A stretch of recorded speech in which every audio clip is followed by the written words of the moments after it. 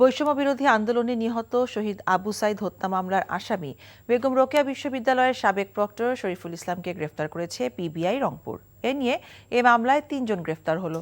Rangpur পিবিআইয়ের police super ও এ মামলার তদন্তকারী কর্মকর্তা ABM জাকির হোসেন জানান, মধ্যরাতে নগরীর আলমনগর এলাকা থেকে শরীফুল ইসলামকে আটক করে পিবিআই অফিসে আনা হয়।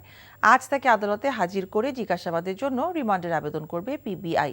গত ১৬ জুলাই শিক্ষার্থী আবু সাইদকে গুলি করে হত্যা করা হয়। আবু সাইদের বড় ভাই রমজান আলী বাদী হয়ে আদালতে একটি হত্যা মামলা করেন। এই মামলার প্রধান আসামি রংপুর মেট্রোপলিটন পুলিশের ASI আমির হোসেন, কনস্টেবল সুজন চন্দ্র রায়কে আগেই গ্রেফতার করা হয়েছে।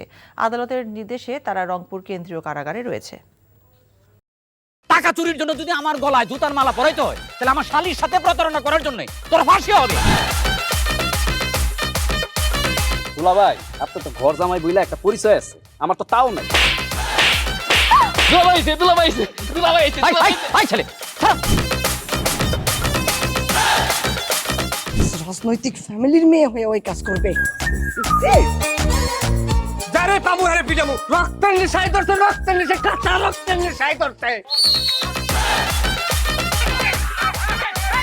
তোমার এই পলিটিক্স আমার বাম পকেটে থাকে। তোর বউরে ঝামেলা পাকাই। আমি তখন বিয়ে করিনি।